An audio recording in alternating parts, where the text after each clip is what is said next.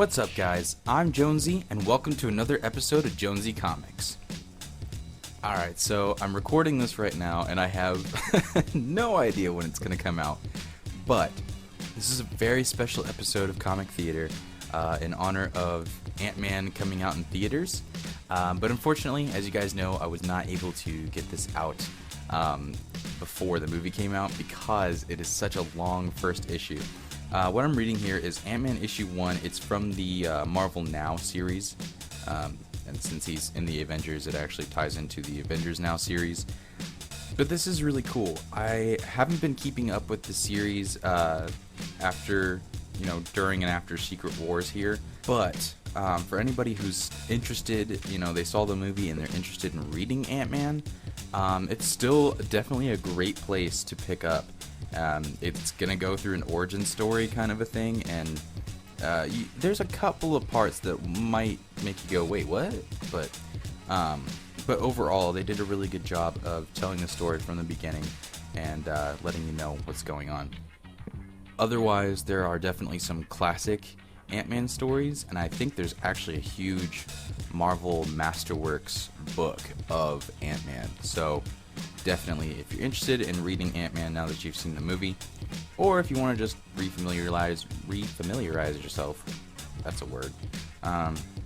Anyway, whatever purpose you have, definitely check out Ant-Man. It's a really great read, and the character's a lot of fun to experience. So, alright, I have officially talked enough. Let's get right into this.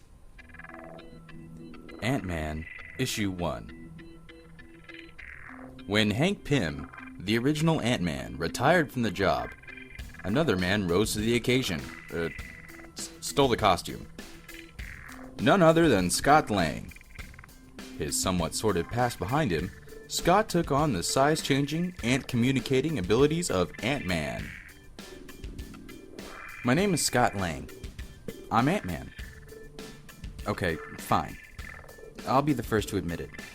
The whole Ant-Man thing maybe doesn't wow people as much as you might hope. I mean, don't get me wrong, it's great. But there's a sliding scale to these things. You're at a superhero party. Guys like, I'm an immortal god who controls thunder and lightning. Another guy's like, I'm the mutant king of Atlantis. A woman turns to you. What do you say? I can make myself really small. Talk to ants. Also, divorced. Add in the fact that there's been a dozen Ant-Mans, or sorta Ant-Mans, and most of them are either dead or turned bad guy. This whole thing can be a bit of a wash. But I'm trying to make the most of it. The crossing. User recognized. Please select floor. 54, please. The hell? Who are... Don't worry, he'll be fine. Just train gas. 4 hours in the dark and a little short-term memory loss. Guy's just doing his job, right? We all got our crosses to bear. So, where was I? Right, making the most of it. Truth is, I can do some pretty cool stuff if I do say so myself. Take the ants, for example.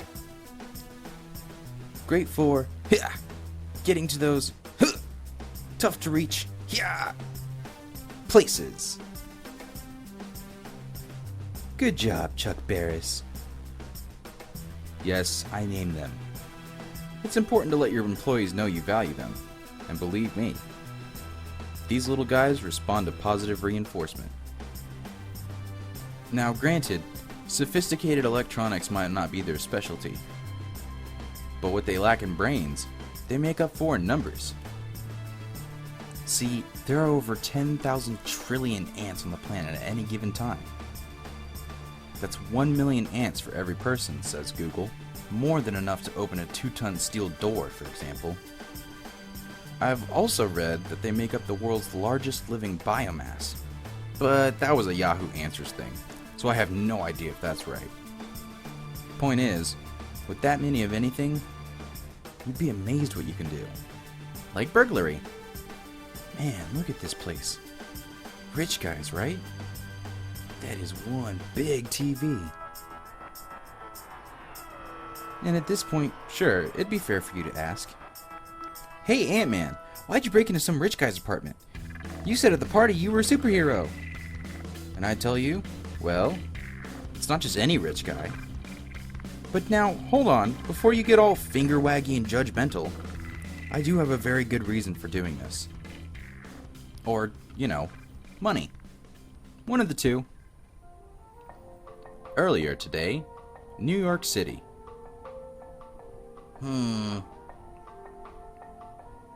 Well, first off, thank you for coming down to speak with us, Mr. Man. But you can call me Ant. Sorry. Terrible joke. Scott. Lang. Wait, you led with the last name, didn't you? You were like, Mr. Uh-oh. Then it's Lang. Scott. Fix it, fix it, fix it!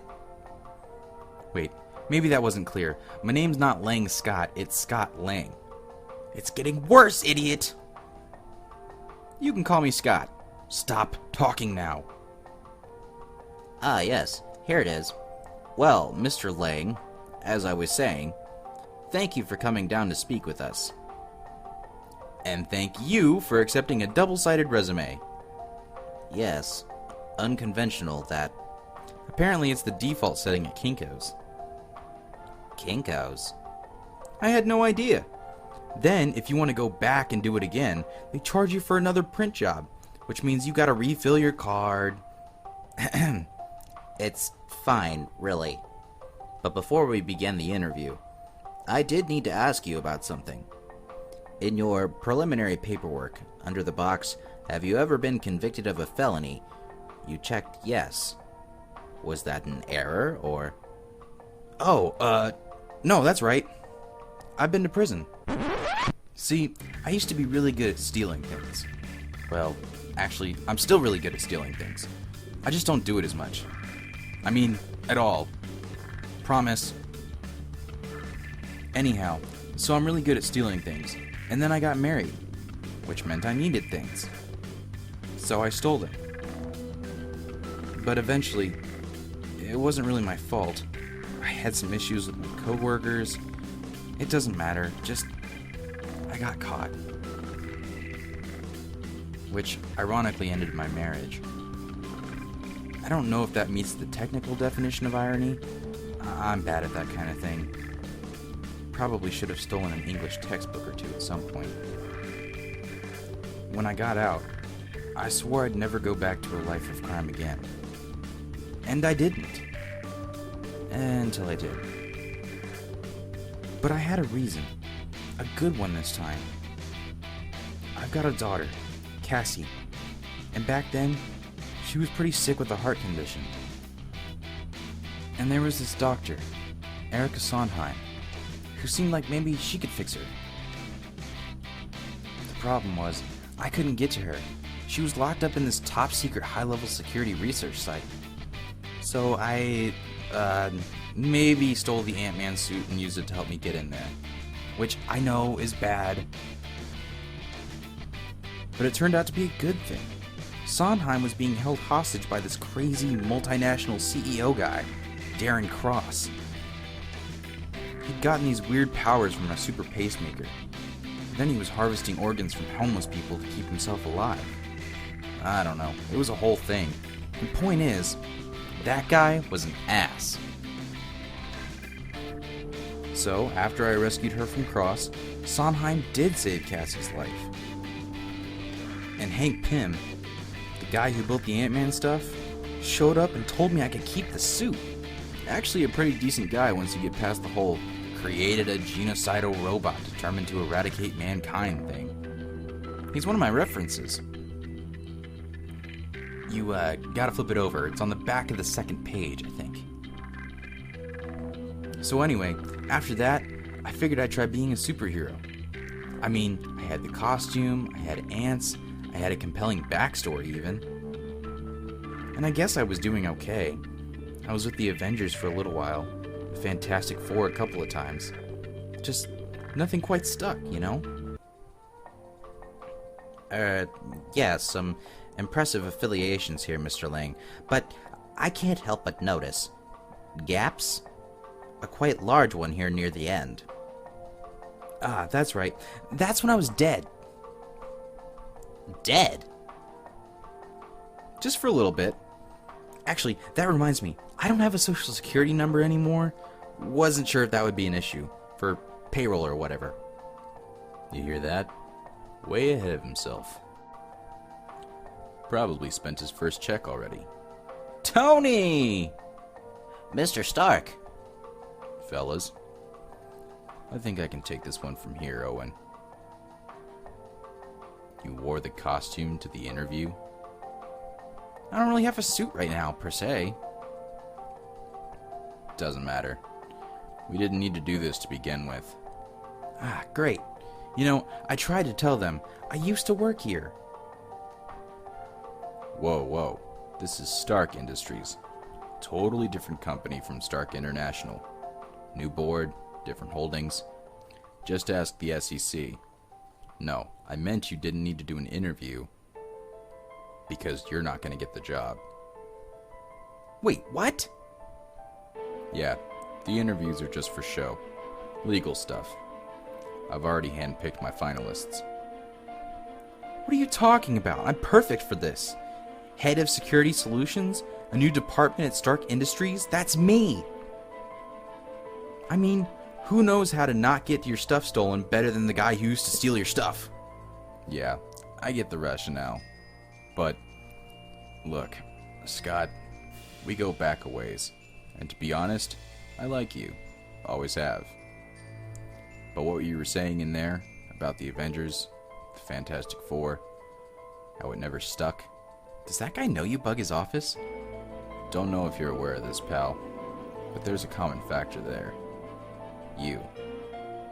Same with every job you've had. Best I can tell. Stark International. Future Foundation. Unless it's a jail cell, you can't seem to stay in one place for more than an hour. It's like you're always looking for a shortcut. The cheat. The easiest possible answer to the problem in front of you. And big shocker. Wait for it. The easiest answer is usually walking away. Point is, I need someone I can depend on here, Scott. Someone I can trust. You're seriously asking me to do that? Tony, please, I get that I've flaked before, I know. But man, don't ask me to get into it, just take my word for it. I need this. Ugh. Fine. You're lucky I'm a sucker for a second chance story. Or 17th chance, as it may be. I'm holding a little competition. A trial evaluation of sorts. For the candidates. I can get you that far. And we'll see what you can do in there. No offense though, Scott. I'm not betting on you. Can you believe that guy? He's lecturing me on sticking to stuff? Hi, I'm Tony Stark. I ran S.H.I.E.L.D. into the ground and kinda got Captain America killed. Oops. Guess I'll go to outer space and fight some aliens. Oh wait, everyone hates me here too! I just do not get corporate America. But hey, who needs him, right? I mean, besides for the amazing job I desperately want. I got people who believe in me. People who know what I got going on. My untapped potential, my first-rate intellect, my scintillating wit. That's right. People who think I'm an all-around okay guy. Relatives count, right? Dad! I didn't know you were coming by. I didn't know you went to school here. Now, I hear all the time about how tough dads have it when their daughters get to be around this age. So then, Duncan was like, well, I don't even think I like Ella anymore. And we all just looked at him like, but me? I gotta be honest. No. What is wrong with him? Doesn't Duncan get that Ella is, like, entirely out of his league? I can't get enough of this stuff. I mean, this kid's life is like a Mad Men marathon. So much pathos. Thanks for walking me home, Dad. I needed the exercise. Oh hey, before I forget, what's that Japanese movie you liked with the kids where they all had to kill each other to survive? It's kind of like the Hunger Games? Battle Royale is not like the Hunger Games, it is better than the Hunger Games. The Hunger Games is a rip-off of a vastly superior foreign film that American audiences couldn't appreciate because they're too dumb for subtitles. And this is why my kid is cooler than yours. Oh, right. Well, anyway, the Draft House is screening it on Saturday, and I maybe got us tickets. Oh my god, Dad, that is awesome! Well, it would be, if she didn't have debate team practice on Saturday. Oh. Hey, Peggy. Ex-wife alert, warning, warning! Hey, Mom! It's in the Google Calendar. I kinda got some internet connectivity issues right now. Cassie, homework time. Bye, Daddy. Pray to whatever gods will hear you. Internet connectivity issues? Pay a bill, Squat. Maybe I'm protesting all these mergers. They're bad for consumers, you know? What is this? What do you mean? You're picking her up from school now? Look, I know what you're gonna say, but I just happened to be there. You just happen to be at a middle school. I'm a superhero. I keep the streets safe, especially the streets with schools on them. I get extra points for that. Besides, the judge says I have visitation, not custody. You're supposed to clear it with me first. Yeah, well, maybe if I got a weekend once in a while. She's got way too much school to catch up on. And you live in a studio, Squat. You don't have room. I don't need room. I told you, I can shrink her down with me. No! Okay, sorry, I just meant no. You listen to me. The shrinking, that doesn't happen. Anymore. Ever. I just don't get you. I really don't. I mean, after all she's been through, here you are, picking her up from school in that stupid costume. It's a sweet new design. I wore it to my interview. With Stork. Working for Iron Man. That's what you consider giving Cassie a regular life? You think that job will never come home with you? You said I needed a bigger place. Financial security, right? That's not... You know that's not what I meant. Scott, I gave up trying to change you a long time ago. You are what you are. But I am warning you one last time. I am not going to let you drag her into your mess with you. Mess? What mess? Now you see why we didn't exactly work out together. My marriage was like Vietnam. Completely unwinnable. The mistake was going in the first place. I need a recharge. Man, where'd the grocery money go? Oh, right. Sweet new costume designs and movie tickets. Guess it doesn't matter anyway. Gotta get ready for the big night. No matter what Peggy says, I know this is the ticket for me. My way out of this dump. A new life for me and for Cassie. Just gotta be on top of the competition. Whoever they are, right? Let's see who Stark thinks is so much better than me. Let's see how they measure up to the astonishing Ant-Man. Well, okay. They'll measure up bigger than me. I'm ant size. You know what I mean. Either way, I'm sure I don't have a chance.